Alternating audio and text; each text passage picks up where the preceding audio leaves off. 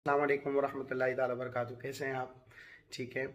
मैंने नया Facebook page बना लिया है और 3-4 बार हमारा पेज अलग अलग वजूहात की बुना पर बैन हुआ है।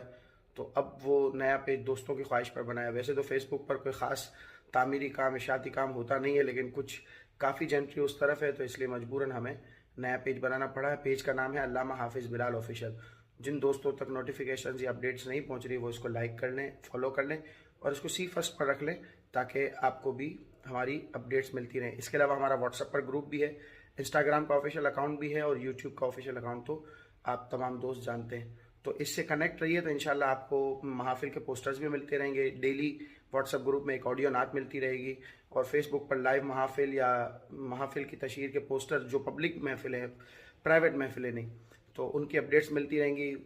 छोटी छोटी रील्स मिलती रहेंगी जिनको आप स्टोरी या स्टेटस पर शेयर कर सकते हैं। अल्लामा हाफिज़ बिलाल ऑफिशियल।